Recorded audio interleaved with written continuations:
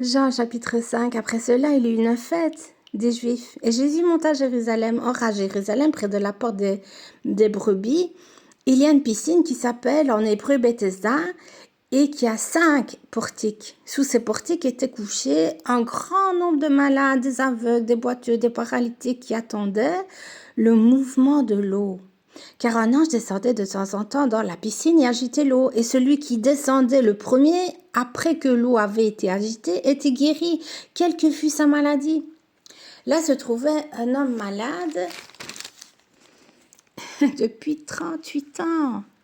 Et Jésus, l'ayant vu coucher et sachant qu'il était déjà malade depuis longtemps, lui dit « Veux-tu être guéri ?» Le malade lui répondit « Seigneur, je n'ai personne pour me jeter dans la piscine quand l'eau est agitée, et pendant que j'y vais, un autre descend avant moi. » « Lève-toi, lui dit Jésus, prends ton lit et marche. » Aussitôt cet homme fut guéri, il prit son lit et marcha. C'était un jour de sabbat. Les Juifs dirent donc à celui qui avait été guéri, « C'est le sabbat, il ne t'est pas permis d'emporter ton lit. » Il leur répondit, « Celui qui m'a guéri m'a dit, prends ton lit et marche. » Ils lui demandèrent, « Qui est l'homme qui t'a dit, prends ton lit et marche ?» Mais celui qui avait été guéri ne savait pas qui c'était, car Jésus avait disparu de la foule qui était en ce lieu. Et depuis, Jésus le trouva dans le temple et lui dit, « Voici, tu as été guéri, ne pêche plus, de peur qu'il ne t'arrive quelque chose de pire. » Cet homme s'en alla et annonça aux Juifs que c'était Jésus qui l'avait guéri. C'est pourquoi les Juifs poursuivaient Jésus et cherchaient à le faire mourir, parce qu'il faisait ces choses le jour du sabbat. Mais Jésus leur répondit, « Mon Père agit jusqu'à présent, moi aussi j'agis. » À cause de cela, les Juifs cherchaient encore plus à le faire mourir, non seulement parce qu'il violait le sabbat, mais parce qu'il appelait Dieu son propre Père, se faisant lui-même égal à Dieu. Et Jésus reprit donc la parole et leur dit, en vérité, je vous le dis, le Fils ne peut rien faire de lui-même. Il ne fait que ce qu'il voit faire au Père, et tout ce que le Père fait, le Fils aussi le fait pareillement. Car le Père aime le Fils et lui montre tout ce qu'il fait, et lui montrera des œuvres plus grandes que celles-ci, afin que vous soyez dans l'étonnement. Car comme le Père ressuscite les morts et donne la vie, ainsi le Fils donne la vie à qui il veut. Le Père ne juge personne, mais il a remis tout jugement au Fils, afin que tous honorent le Fils comme ils honorent le Père. Celui qui n'honore pas le Fils n'honore pas le Père qui l'a envoyé. En vérité, je vous le dis, celui qui écoute ma parole et qui croit à celui qui m'a envoyé a la vie éternelle et ne vient point en jugement, mais il est passé de la mort à la vie.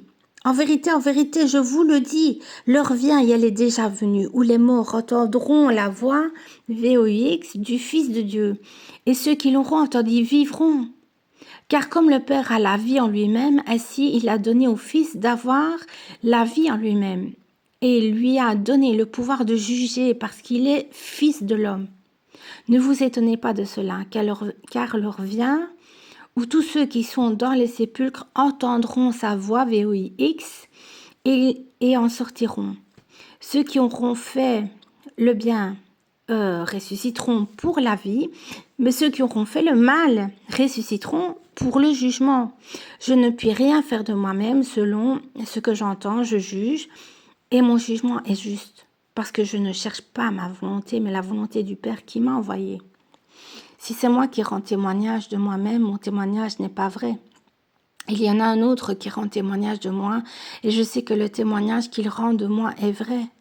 Vous avez envoyé vers Jean, et il a rendu témoignage à la vérité. Pour moi, ce n'est pas d'un homme que je reçois le témoignage, mais je dis ceci, afin que vous soyez sauvés. Jean était la lampe qui brûle et qui luit, et vous avez voulu vous réjouir une heure à sa lumière.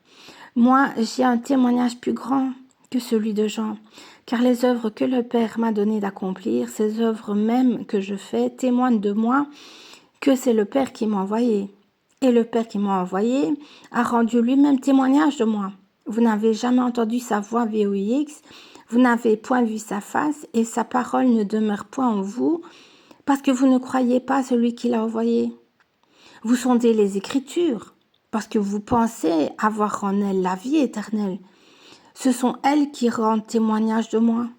Et vous ne voulez pas venir à moi pour avoir la vie. Je ne tire pas ma gloire des hommes, mais je sais que vous n'avez point en vous l'amour de Dieu. Je suis venu au nom de mon Père, et vous ne me recevez pas. Si un autre vient en son propre nom, vous le recevrez. Comment pouvez-vous croire, vous qui tirez votre gloire les uns des autres, et qui ne cherchez point la gloire qui vient de Dieu seul? Ne pensez pas que moi, je vous accuserai devant le Père. Celui qui vous accuse, c'est Moïse, en qui vous avez mis votre espérance. Car si vous croyez Moïse, vous me croiriez aussi, parce qu'il a écrit de moi. Mais si vous ne croyez pas à ses écrits, comment croirez-vous à mes paroles?